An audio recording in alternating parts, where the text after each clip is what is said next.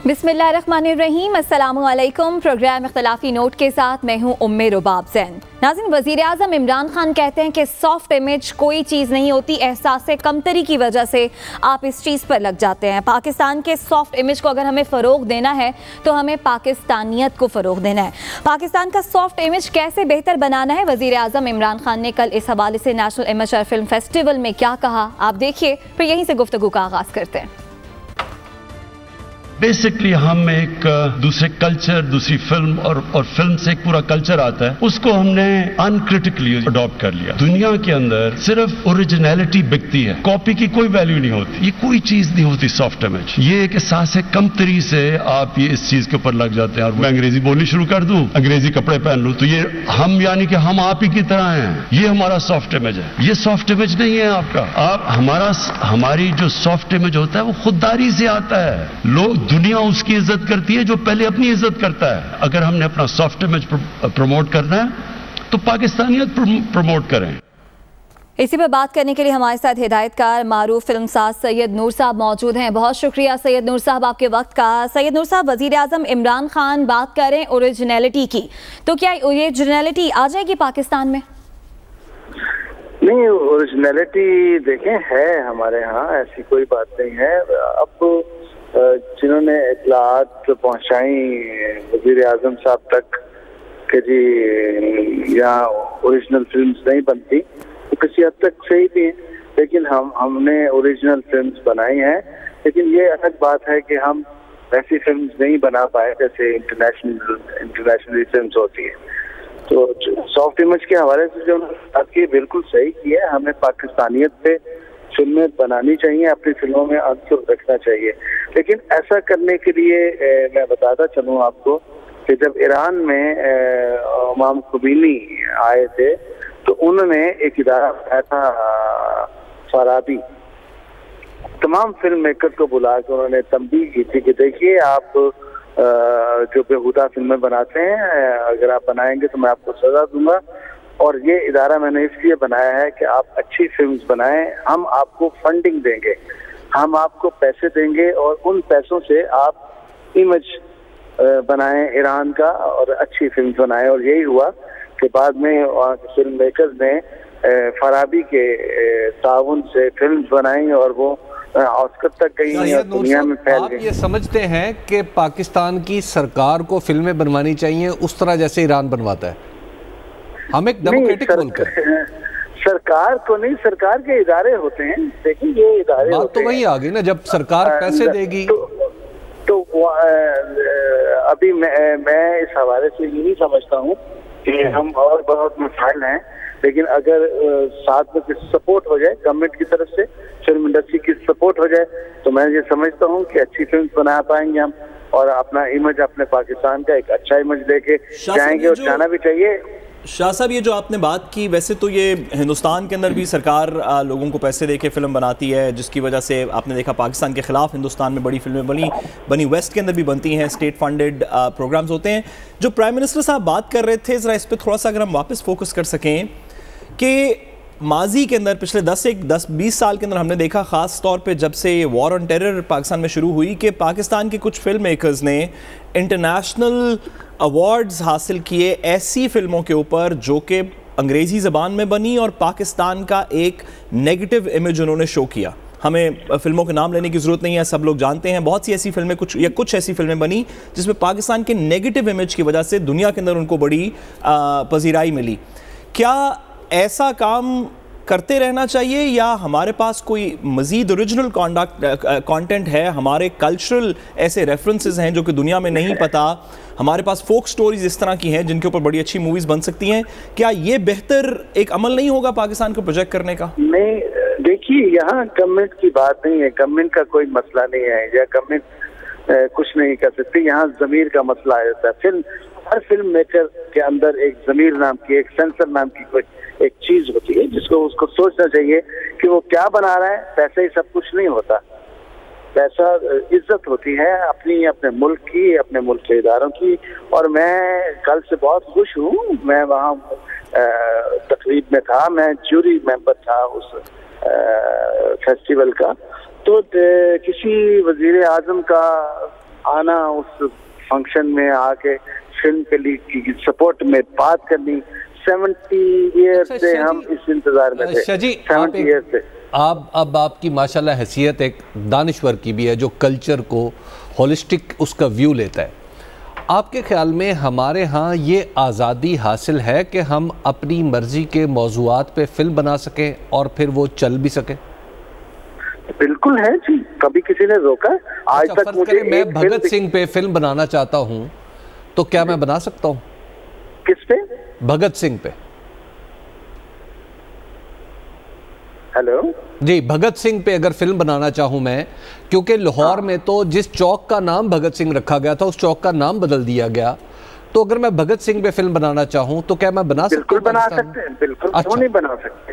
بھگت سنگھ ایک common hero ہے جس نے آزادی کی تحریک ہے اور بنا سکتے ہیں. اس کے ساتھ ہمارے مسلم کریکٹرز بھی ہیں. بھگت سنگھ کے ساتھیوں میں مسلم کریکٹرز بھی تھے اور وہ ان کے ساتھ جو تھے وہ سب کو آپ دکھا سکتے ہیں. ایسی تو دیکھیں, آج تک ہسٹری ہے کہ سینسر بورڈ میں آج تک کوئی فلم بین نہیں کی گئی. آج تک کوئی فلم بین نہیں کی گئی. اور اس کے کچھ پورشنز جی جو آپ شاید وضاحت کریں کہ سینسر بورڈ نے کچھ پورشنز کے اوپر فرام ٹائم ٹو ٹائم ضرور سینسرشپ کیا, لیکن ہولسٹکلی کوئی فلم کسی ٹاپک کی وجہ سے بین نہیں کی کہ اس ٹاپک کے اوپر بات ہی نہیں ہو سکتی. کیا آپ یہ نہیں, وہ تو قانونی چیز ہے. دیکھیں, ایک قانون بنا ہے, سینسر کوڈ ہے. ایک سینسر کوڈ میں جو فلم کٹنگ کی جائے گی وہ سینسر کوڈ کے تحت کی جائے گی, اور وہ فلم میکر کو سوچنا چاہیے, فلم بناتے ہوئے سوچنا چاہیے. ایک سیلف سینسر ہوتا ہے. دیکھیں, میں نے اتنی فلمز بنائی ہیں. میں عرض کرنا چاہ رہا تھا, جب فلم میکر کو فلم بنانے سے پہلے بہت سارا سوچنا پڑے تو اس کا مطلب ہے فلم تو نہیں بن سکتی پھر. نہیں, ایسی بھی کوئی بات نہیں ہے کہ آپ اتنی آزادی مانگیں کہ آپ اس میں نیوڈٹی لے آئے ہیں, اس میں آپ وائلنس لے آئے ہیں, اس میں آپ ایسی چیزیں لیں. اس کے بغیر دیکھیں, میں آپ کو ایک مثال دیتا ہوں. میں کسی کے بارے میں نہیں کچھ کہہ سکتا. میں نے آج تک میری فلم میں نیوڈٹی نہیں ہوئی. کبھی کوئی ایسا اخلاق سے گرا ہوا ڈائلاگ نہیں ہوا.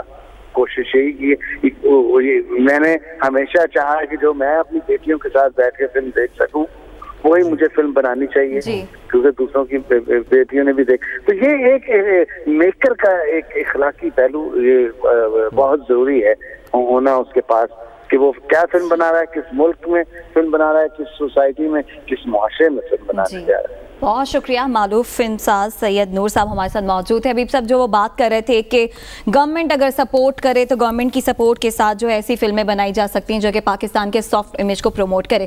بات جو وزیر اعظم عمران خان صاحب کر رہے ہیں سافٹ امیج کی, پاکستانیت کو فروغ دینے کی, کیا اس میں ہم کامیاب ہو سکیں گے؟ دیکھیں, جب بھی حکومت اور حکومتی ادارے مل کے کلچر کے فروغ کا بیڑا اٹھاتے ہیں تو مجھے لگتا ہے کہ جیسے یہ اجتماعی طور پہ ایک جھوٹ بولا جا رہا ہے. اچھا.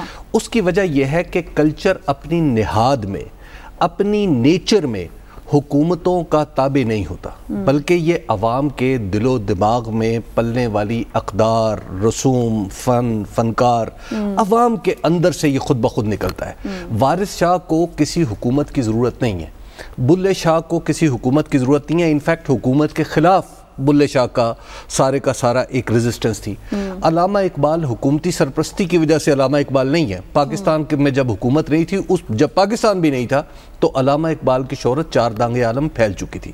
آج غالب کا مزار آپ دلی میں جا کے دیکھیں تو وہ آپ کو ویرانی کا ایک استعارہ لگتا ہے, لیکن غالب کو زندہ رہنے کے لیے ہندوستان کی حکومت کی ضرورت نہیں ہے.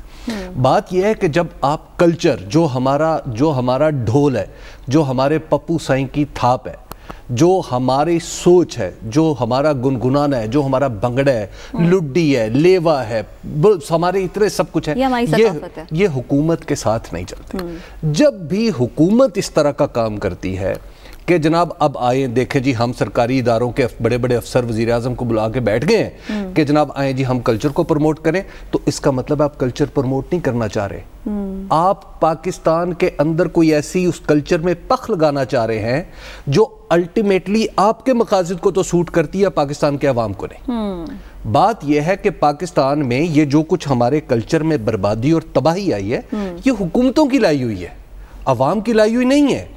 عوام کے اندر انتہا پسندی, یہ جو معاف کیجئے گا بعض معاملات میں درندگی, یہ سب کی سب حکومتی سرپرستی میں پلی بڑی ہے. میں اس کے آپ کو ایک نہیں 1000 واقعات آنکھوں دیکھے کانوں سنے بتا سکتا ہوں.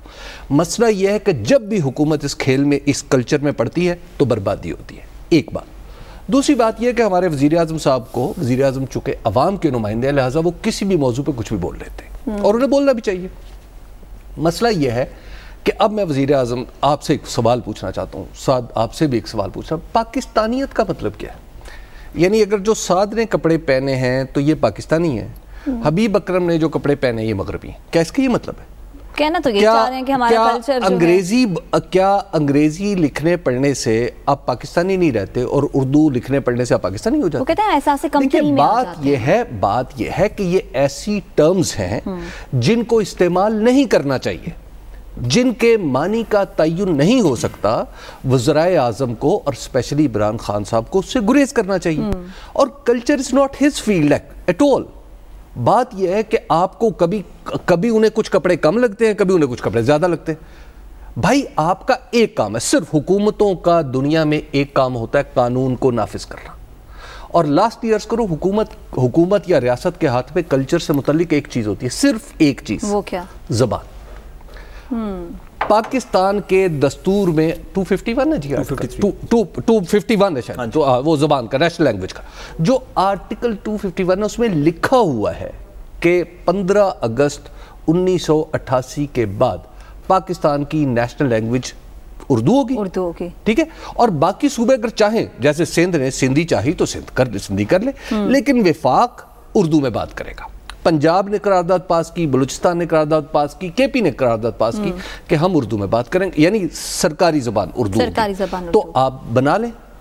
سپریم کورٹ نے ایک فیصلہ کیا جسٹس جواد خواجہ، اس کے بعد وہ فیصلہ عمل درآمد کے لیے لاہور ہائی کورٹ میں آیا تو اس پہ اینو آں چونو چنا کس نے اٹھائی؟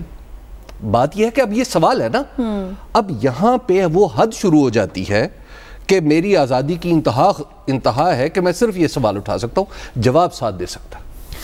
سعد، انگریزی زبان کے حوالے سے وزیر اعظم عمران خان صاحب کہہ رہے ہیں کہ ہم لوگ احساس کمتری میں آ جاتے ہیں اور اردو کو فروغ دینا چاہیے. ہمارا جو کلچر ہے، ہم انگریزی زبان سے چھٹکارا حاصل کر سکتے ہیں؟ ممکن ہے ایسا؟ دیکھیے، ہمیں انگریزی زبان سے چھٹکارا حاصل نہیں کرنا چاہیے، نہ ہی میرا خیال ہے کہ یہ وزیر اعظم کہہ رہے تھے. اقبال کا ایک شعر ہے، وہ جو ان کی نظم ہے کہ مجنوں نے شہر چھوڑا ہے تو صحرا بھی چھوڑ دے. اس میں وہ کہتے ہیں کہ مانند خامہ تیری زباں پر ہے حرف غیر، مانند خامہ تیری زباں پر ہے حرف غیر، بیگانہ شے پہ نازش بیجا بھی چھوڑ دے. لطف کلام کیا ہے جو نہ ہو دل میں درد عشق، بسمل نہیں ہے تو تڑپنا بھی چھوڑ دے. گزارش یہ ہے کہ ہم نے وزیر اعظم کی جو بات مجھے سمجھ آئی وہ یہ ہے کہ اب سے چند میں دعویٰ کرتا ہوں کہ ہماری وفاقی کابینہ میں جو شعر ابھی انہوں نے پڑھے ہیں سعد نے، کسی کو سمجھ نہیں ہے. نہیں، ایک دو کو آئیں گے. مثلا شبلی فراز کو آ جائیں گے. وفاقی کابینہ کی اکثریت کے سر سے گزر جائیں گے. ان کا صرف سلیس ترجمہ کر دوں. میں گزارش کروں، بات یہ نہیں ہے، اس کا ترجمہ یہ ہے کہ سلیس ترجمہ لوگ سمجھ رہے ہیں. اس کا ترجمہ یہ ہے کہ بوروڈ آئیڈیاز کے اوپر آپ اپنا انٹلیکٹ نہیں کریٹ کر سکتے جب تک وہ آئیڈیا آپ کے اندر سے نہ نکلے. تو بوروڈ وزڈم کے اوپر دنیا آگے نہیں بڑھتی.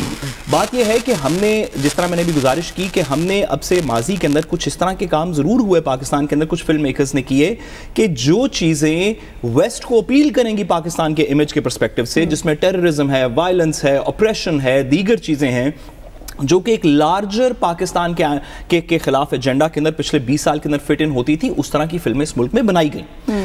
حبیب صاحب نے کہا کہ ریاستوں کو فلم میکنگ کے اندر نہیں پڑھنا چاہیے، یہ بات درست ہے، لیکن کہ فار دا موسٹ پارٹ ریاست کو انڈیویجول کریٹیوٹی سے دور رہنا چاہیے. لیکن ساری دنیا کی ریاستوں نے اپنے ٹائم پیریڈ کے اوپر ساری فلم انڈسٹری کو نہیں، سارے ڈرامے کو نہیں، لیکن کچھ کو ضرور سپورٹ کیا. انڈیا کے اندر ابھی ریسنٹلی تک یہ اڈی اسٹرائکس اور اس طرح کی چیزوں کے اوپر موویز بنتی رہیں. آپ 1980s کی امریکہ کی کوئی فلم اٹھا کے دیکھ لیں، وہ سوویت یونین کے خلاف بن رہی تھی. ریمبو جو ہے وہ سوویت یونین کے خلاف لڑ رہا تھا. بالکل ٹھیک ہے. ریاست یہ آپ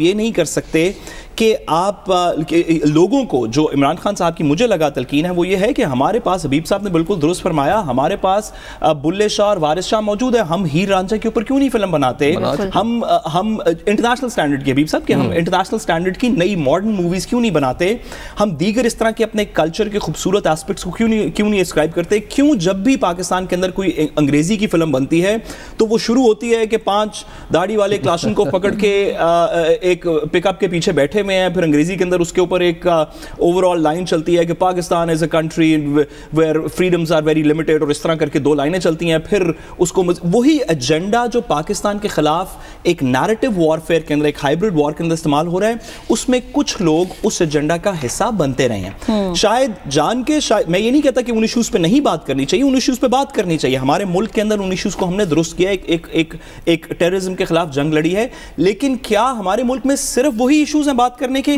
یہ مجھے سمجھ آئی عمران خان صاحب کی بات کی, اگر وہ خود بھی تھوڑی سی اس کی تشریح کر دیں تو میرا خیال ہے سب کے لیے بہتر ہوگا. بریک کے جانب بڑھ رہے ہیں, ایک بات عرض کرنا چاہوں, دیکھیے بات یہ ہے سعد, ہمارے ہاں آئیڈیاز کی پذیرائی نہیں ہے. سید نور صاحب نے تو بالکل ایک سویپنگ کہہ دیا نا, بھگت سنگھ پہ آپ بنا لیں, دلہ بھٹی پہ آپ فلم بنائیں.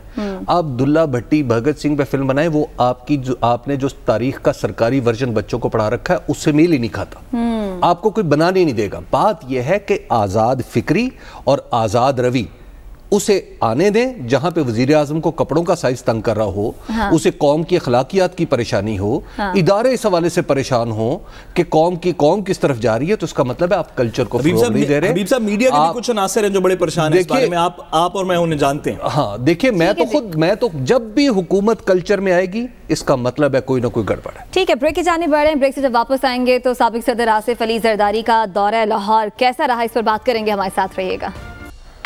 ویلکم بیک ناظرین. سابق صدر آصف علی زرداری نے لاہور کا 8 روزہ دورہ کیا. جب وہ لاہور آ رہے تھے تو بڑی باتیں ہو رہی تھیں کہ کچھ میل ملاقاتیں ہونی ہیں, رابطے ہونے ہیں, بڑی خبریں سامنے آنی ہیں, لیکن وہ ملاقاتیں کر چلے گئے, لیکن ابھی تک کوئی بڑی خبر سامنے تو نہیں آئی. حبیب صاحب, اندر کھاتے کیا چل رہا ہے, کچھ ابھی باہر نہیں آئی یا کچھ سیٹنگ ہو گئی ہے؟ پچھلی دفعہ بھی جب آپ نے یہ موضوع رکھا تھا تو میں نے عرض کیا تھا کہ انہیں سندھ پہ توجہ دینی چاہیے, تاکہ سندھ کو ماڈل بنا لیتے تو پنجاب میں بہت سارا کام آسان ہے. لیکن چونکہ سیاستدان ہے نا, ہر سیاستدان بلا تخصیص یہ سمجھتا ہے کہ دنیا میں صرف وہی ٹھیک ہے, باقی سب غلط ہے, اور وہی حالات کا درست اندازہ کر سکتا ہے. بات یہ ہے کہ آصف علی زرداری صاحب کا یہ خیال ہے کہ چونکہ وہ بہت اچھے پاور بروکر ہیں, چونکہ وہ بہت بڑے پلیئر ہیں, اس لیے پاکستان کی سیاست پہ وہ جو بھی چاہیں کر سکتے ہیں. ایسا نہیں, ایسا ہوتا نہیں ہے. پاکستان ہر گزرتے دن کے ساتھ ایک میچور ڈیموکریسی بنتا جا رہا ہے, اگرچہ اس میں بہت ساری رکاوٹیں ہیں, جیسے یہ کلچرل شناختیں اور پاکستانیت اور سافٹ امیج, اس طرح کی بیکار باتیں کرنے والے لوگ ہیں بیچ میں, لیکن اس کے باوجود پاکستان آگے بڑھ رہا ہے. مسئلہ یہ ہے کہ آصف علی زرداری صاحب جب یہاں پہ تشریف لائے, ان کا خیال یہ ہے کہ ان کی جو کیلکولیشن, ان کا سامنے جو چیس بورڈ پڑا ہوا, اس میں وہ سمجھتے ہیں کہ 2023 میں پی ایم ایل این تو نہیں, کیونکہ نواز شریف تو آ نہیں سکتے, شہباز شریف بن نہیں سکتے, مریم کہیں نظر نہیں آ رہی, حمزہ بنیں گے نہیں, تو لہٰذا جو بھی چانس بنتا ہے وہ تو پیپلز پارٹی کے لیے بنتا ہے. گڈ. اب جب آپ اس طرح کا ایک انالیسس کر لیں تو یہ اس کے بعد کی اگلی موو ہے کہ اچھا پھر اب مجھے بندے اکٹھے کرنے چاہیے. اب جب وہ لاہور میں تشریف لائے تو لاہور میں آ کے انہوں نے کافی سگنلنگ کی نا, چودھری پرویز الہی صاحب سے ملاقات کی, اور چودھری پرویز الہی صاحب نے باہر آ کے زومانی قسم کے بیانات دیے, لیکن چودھری صاحب کو بھی پتہ ہے کہ وہ کس چینل تک میں جا سکتا, کس بینڈ تک سے باہر میں جا سکتا ہوں, کس سے نیچے جا سکتا ہوں. تو ان کی ساری گفتگو کا لب لباب یہ تھا نہیں میں تو یہیں پہ ہوں. اچھا, اور آصف علی زرداری صاحب نے 2 عشائیے یہاں پہ اٹینڈ کیے, اس کے اندر کچھ لوگوں کو بلایا بھی کیا, کچھ لوگوں کو بلا کے ان کا یہ خیال تھا کہ کچھ نہ میں نے آپ کو کسی پروگرام میں یاد رکھی, آپ نے 2023 میں آپ نے مجھ سے پوچھنا ہے, وہ ہے 34 سیٹیں. 34 سیٹیں. اب انہیں 34 کینڈیڈیٹ چاہیے, ٹھیک ہے, پنجاب میں انہیں چاہیے کوئی 19 کینڈیڈیٹ چاہیے انہیں وہاں پہ جنوبی پنجاب میں, اور تقریباً انہیں کوئی 11 کینڈیڈیٹ چاہیے نارتھ پر, کچھ انہیں چاہیے سینٹرل پنجاب. اب یہ ٹوٹل ہے 34 کا. اب انہیں 34 کینڈیڈیٹ چاہیے, ملے وہ ٹوٹل 19 آدمیوں سے, بلکہ 12 آدمیوں سے, 12 آدمیوں سے ملے, سب نے ان کی بات سنی, لیکن کسی نے ان کی بات پہ یقین نہیں کیا. ٹھیک ہے, اب ایسی صورت میں اب پنجاب سے بس وہ چلے گئے, اب وہ اسلام آباد تشریف لے گئے ہیں, ٹھیک ہے, لیکن انہوں نے وہ نہیں کرنا کہ سندھ کو بہتر کر لیں, تو انہوں نے یہی کہنا ہے, ان کی مثال نہیں. جب جس آدمی کا مائنڈ سیٹ یہ ہو کہ جو اپنی پارٹی کی میٹنگ میں یہ کہتا ہو کہ اگر کام کرتے تو 2008 میں پی ایم ایل کیو جیت نہ جاتی, اگر کام پہ ووٹ ملتا تو. بات یہ ہے کہ جب کوئی آپ کی پارٹی اس وہم میں پڑ جائے کہ ہم نے کام کیے بغیر بھی ووٹ لے لینے ہیں, تو اس کے بعد اس کا جو انجام ہوتا ہے وہ پھر پیپلز پارٹی کا اب آپ کے سامنے ہی انجام تو نہیں آیا. لیکن بہرحال ساتھ صاحب ہم پچھلے ہفتے بھی یہی بات کر رہے تھے کہ سندھ کی جو صورتحال بتا رہے تھے آپ کہ سندھ میں یہ سب کچھ, اور پھر ہم یہی بات کر رہے تھے کہ پھر زرداری صاحب پنجاب میں کیا لینے آ رہے ہیں, کس امید پر آ رہے ہیں, اور وہ اس کا انجام ہم نے 8 روز میں دیکھ بھی لیا. دیکھیے پچھلے ہفتے بھی جب ہم یہ بات کر رہے تھے تو میں نے آپ سے کہا تھا کہ یہ کوئی خبر نہیں بنے گی کہ زرداری صاحب نے ایک ہفتے کے اندر کس کے ساتھ کتنی چائے پی اور کتنی دفعہ سلام کیا اور کتنی دفعہ بات کی, اور کون ملنے کے لیے آیا, کون گیٹ کے باہر کھڑا رہا, کون گیٹ کے اندر آ گیا. ہم اس پولیٹیکل ہسٹیریا میں سے ہمیں نکلنا چاہیے. زرداری صاحب بہت بڑے سیاستدان ہیں اور وہ اپنے آپ کو بہت ایک زرداری سب پہ بھاری اور پاور بروکر, اور ابھی ہم نے دیکھا سینٹ کے اندر کیا ہوا اور کیسے پیپلز پارٹی کو کم سیٹیں ہوتے ہوئے بھی نون لیگ بھی ناراض ہو گئی, لیکن deputy chairman leader of the opposition in senate بھی ان کو ملا, and so on and so forth. لیکن بطور طالب علم, سیاست کے طالب علم, اور موسٹ امپورٹنٹلی ایک ایسی جنریشن سے ہوتے ہوئے جو کہ زرداری صاحب کی جنریشن نہیں ہے, وہ زرداری صاحب کے بعد کی جنریشن ہے, میں ایک چھوٹی سی عرض کرنا چاہتا ہوں. جس ملک کے اندر زرداری صاحب صدر پاکستان بنے تھے, 2008 کا جو پاکستان تھا اب وہ پاکستان نہیں.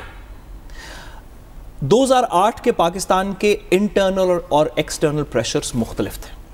انٹرنل پریشر سے میرا مطلب یہ ہے کہ اس وقت سوشل میڈیا کا اس طرح ہر روز, اس وقت ابھی حبیب صاحب اور میں 4 بندوں کو فون کریں تو ہمیں سندھ سے 5 ایسی فوٹیجز آ جائیں گی جو کہ زرداری صاحب ڈیفینڈ نہیں کر سکتے. یہ اس وقت کا کام نہیں تھا. اس وقت Peoples Party social media, public media کے پرسپیکٹو میں انٹیسٹڈ پارٹی تھی. لاسٹ گورنمنٹ ان کی جو آئی تھی وہ 1996 کی گورنمنٹ تھی, تو وعدہ تھا کہ جب پیپلز پارٹی آئے گی تو ریاست ہوگی ماں کے جیسی اور ہر شہری سے پیار کرے گی اور دیگر اس طرح کا لوئس موومنٹ کا ایک اور موقع تھا. دوسری بات, ایکسٹرنل پریشرز. میں کم کہے کو زیادہ سمجھیے, اب وہ وقت چلا گیا کہ secretary of the state phone کرے گا اور کسی بندے کی حکومت بن جائے گی. اب وہ وقت چلا گیا کہ امریکہ سے ایک فون آئے گا اور گجرانوالہ سے جلسے واپس ہو جائیں گے, اور امریکہ سے ایک فون آئے گا اور 2013 کی حکومت ڈیسائیڈ ہوگی, اور چند لوگ فون کر کے 2008 کی حکومت ڈیسائیڈ کریں گے. یہ وقت ختم ہو گیا.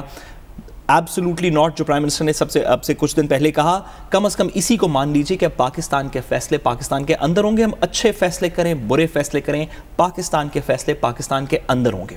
اس کا مطلب کیا ہے کہ پاکستان کے فیصلے پاکستان کی عوام کرے گی, بالکل پاکستان کی ریاست کرے گی, پاکستان کی عوام کرے گی. ہم لوگ اپنے ووٹ سے کریں گے. عوام کو تو نکالیں نہیں, ہم اپنا ووٹ بھی تو دیں گے. حبیب صاحب آپ نے حبیب صاحب آن دا ریکارڈ ہے ایک سے زیادہ دفعہ یہ کہتے ہوئے کہ 2018 کے اندر جتنے ووٹس کہے جاتے ہیں الیکشن کے اندر, جن لوگوں کو پڑے تقریباً وہی ہیں.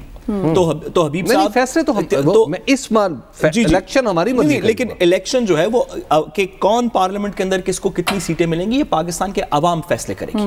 ہم نے نالائکوں کی ایک فہرست میں سے اپنی مرضی کا نالائک چن, اپنی مرضی کا نالائک چن. یہ بات درست ہے. ابھی کیونکہ نالائکوں کی لسٹ کی بات ہو رہی ہے تو میں حبیب صاحب کے توسط سے آئیڈیا دینا چاہتا ہوں پرائم منسٹر صاحب کو کہ پچھلے سیگمنٹ میں ہم کلچر کی بات کر رہے تھے کہ کلچر کو فروغ دینا چاہیے. روہیل اصغر صاحب کو مہربانی کر کے پنجابی فلموں کا کلچر کی وہ نہ دیجیے گا, ورنہ اسی طرح کی فلمیں بنتی رہیں گی. Anyway, back to Asif Ali Zardari sahib کے پوائنٹ میں کہ پیپلز پارٹی کو یہ بات تھوڑا سا سمجھنے کی ضرورت ہے, اور میں صرف سیاست کے طالب علم ہوتے ہوئے مشورہ دینا چاہتا ہوں کہ اب وہ وقت گیا جب آپ بند کمروں کے اندر کچھ فیصلے کر کے تو اپنی حکومتیں بنا سکتے تھے, باہر سے پریشر ڈال سکتے تھے, اندر سے پریشر ڈال سکتے تھے. اب لوگ پرفارمنس مانگتے ہیں. وہ پاپولزم کا وقت, انڈیا کے اندر بھی پاپولسٹ مودی جو ہے وہ فیل ہوتے نظر آ رہے ہیں. ٹرمپ ہم نے دیکھا ایک پاپولسٹ لیڈر تھا, فیل ہو گیا. امریکہ کے اندر نیتن یاہو کو ہم نے دیکھا. پاپولسٹ لیڈرشپ سب فیل ہو رہی ہیں, performance based leadership. Imran Khan صاحب کا بھی ایک ٹرم ہے نا, اگلی دفعہ دیکھیں گے. اگر پرفارمنس شو نہیں کریں گے عمران خان صاحب ہوں, نون लीग हो, पीपल्स पार्टी हो, परफॉर्मेंस शो नहीं करेंगे तो अगली गवर्नमेंट नहीं मिलेगी। बिल्कुल साथ बिल्कुल ठीक बात करें हबीब साहब कि लीडर जितना मर्जी पॉपुलर हो, इमरान खान की दफ़ा भी हम लोगों ने देखा कि सभी लोग उसमें शामिल थे और सभी चाह रहे थे कि एक चेंज आएगा। चूंकि गवर्नमेंट उस तरह से परफॉर्म नहीं कर सकी तो फिर उसे तनकीद का सामना भी करना पड़ा। आप ही ने सर्वे किया, हालिया सर्वे हमने आवाम को दिखाया, जिसमें आप ही ने हमें बताया कि अब तो लोग किसी को भी, किसी नालायक को भी चुनने को तैयार नहीं है। बात यह है पाकिस्तान का पॉलिटिकल स्ट्रक्चर जो है और पाकिस्तान का रियासती ढांचा नहीं, इंतजामी ढांचा, इंतजामी ढांचे में और पॉलिटिक्स के पॉलिटिकल ढांचे में सिर्फ एक चीज़ है, नालायकी, खुशामद, बुज़दिली, खुदगर्जी, मसलहत पसंदी। बात यह है कि आप अगर सरकारी अफसर हैं तो अगर आप सीधे खड़े हो सकते हैं तो आपका सर कलम कर दिया जाएगा, आपको कोई तरक्की भी नहीं देगा। आपके लिए झुक जाना ही दरअसल आपके इसको कहते हैं कैरियर। इसी तरह सियासी मामलात में आपका लीडर के आगे मुसलसल झुके रहना ही आपकी सियासी तरक्की का बाइस बनता है। और लीडर भी वो माशाल्लाह कि जिसमें इमरान खान, आसिफ अली जरदारी, नवाज शरीफ, शहबाज शरीफ सर फहरिस्त है। अब आप ज़रा तसव्वुर करें ना कि आपने जब इन लोगों में से मुंतखब करना है तो फिर तो आसिफ अली जरदारी की ये तवक्को 100% ठीक है कि अगली हुकूमत उनकी। ठीक है। बहरहाल ब्रेक की जाने पड़े, ब्रेक से वापस आएंगे तो आज़ाद कश्मीर के इलेक्शन पर बात करेंगे, हमारे साथ रहिएगा। वेलकम बैक नाज़रीन। आज़ाद कश्मीर के इलेक्शन को लेकर इंतखाबी मुहिम के लिए तमाम जमातें जो हैं, सियासी जमातें सरगर्म हैं। क्या यहाँ पर चल रहा है, क्या बन रही है सूरत हाल, ये जानेंगे। ब्यूरो चीफ मुजफ्फराबाद असलम मीर हबीब साहब हमारे साथ मौजूद हैं। असलम मीर साहब, ये बताइए कि अब सुन रहे हैं कि बहुत सारे लोग जो नून लीग में थे, मुस्लिम कॉन्फ्रेंस में थे, बल्कि नून लीग के ज़्यादातर लोग PTI में जाते नज़र आ रहे हैं, तो क्या PTI एक हॉट केक बन गया, उसका टिकट वो जीतती हुई नज़र आ रही है ग्राउंड पे भी? हबीब साहब शुक्रिया।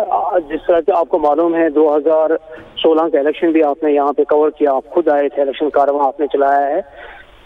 PTI जो है इस वक्त उनके जो इलेक्टेबल्स जो हैं वो ऑलमोस्ट कंप्लीट हो चुके हैं, कुछ जगहों पे उनके रहते हैं। क्योंकि आज़ाद कश्मीर के बारे में आम राय यही है, जितने भी इंतखाबात हुए हैं इस्लामाबाद में जिनकी हुकूमत होती है तो आज़ाद कश्मीर में उसी हुक्मरान जमात के उम्मीदवारों और उनकी पार्टी को जो है वो अवामी सपोर्ट मिलती है। और इस हद तक अगर हम देखें कि इस वक्त PTI आज़ाद कश्मीर जो है वो मुस्लिम लीग नवाज से तो अहम जो उम्मीदवार हैं, जिसमें मीर अकबर वजीर जंगलात बाग से, उनको वो अपने साथ दिलाने में कामयाब हो गए। इसी तरह मुजफ्फराबाद की एक नशस्त है लचराट, वहाँ से चौधरी शाहजाद वो भी वजीर थे, उनको वो अपने साथ मिलाने में कामयाब हो गए। और आज एक बड़ी डेवलपमेंट ये हुई है, उसमें वादी नीलम से मुस्लिम लीग नून के एक और साबिक वजीर थे मुफ्ती मंसूर, उनको शामिल किया। इसी तरह कोटला हल्के से साबिक एक और वजीर जो मुस्लिम लीग नवाज के रहनुमा थे मंजूर साहब, उनको भी उन्होंने शामिल किया। तो इस तरह से एक सिलसिला चल पड़ा है। ये जिस और रफ्तार बता रहे हैं, इससे तो लग रहा है सिर्फ आज़ाद कश्मीर में राजा फारूक हैदर और शाह अब्दुल कादिर बचेंगे, दो लोग PMLN में। नहीं देखिए हबीब साहब, ये तो हम कह नहीं सकते हैं काबिल वक्त, लेकिन जो मैं कह रहा हूँ पुराने कैंडिडेट्स में से हो सकता है वो भी ना बचे, इस वजह से नहीं कह सकते। जी हबीब साहब, एक बात तो कंफर्म है, एक बात आप जहन में रखिएगा, आज़ाद कश्मीर का जो वोटर है वो बड़ा ही होशियार है और वो समझता है कि उसने वोट यकीनी तौर पे उस जमात को देना होता है जहां उसके मफादात वाबस्ता होते हैं। और आज़ाद कश्मीर में हर सियासी कारकुन के मफादात का तहफ़्फ़ुज़ हमेशा वही जमात करती है जो इक़्तिदार में आती है। तो जिस तरह मैंने पहले भी कहा है कि एक सिलसिला चल पड़ा है आज़ाद कश्मीर में गुज़श्ता 20-25 सालों से कि जो भी पार्टी फेडरल में होती है और उसी की जमात जो है यहाँ पे हुकूमत बनाती है। तो इस वजह से आप ये कह सकते हैं कि पाकिस्तान तरीके आपके ख्याल में असलम साहब ये नंबर्स किधर तक, आपके ख्याल में कितने, अगर ये PTI की एक हवास ही चल पड़ी है जिस तरह की आप निशानदही कर रहे हैं, तो क्या आप किधर तक जाएंगे नंबर्स PTI के इलेक्शन में? साथ साथ मुझे जो नजर आ रहा है हबीब साहब, क्योंकि पूरे आज़ाद कश्मीर में 2016 में आ चुके हैं, इन्होंने दौरा भी किया है, मैं आपको बताऊं कि इस वक्त जो सूरत हाल है जो सबसे एक तशवीशनाक है वो ये है कि मुस्लिम लीग नवाज 5 साल यहाँ हुकूमत में रही है, लेकिन उनके मुकाबले में इस वक्त पीपल्स पार्टी की राब्ता अवामी मुहिम और वो वोट गेन कर रही है।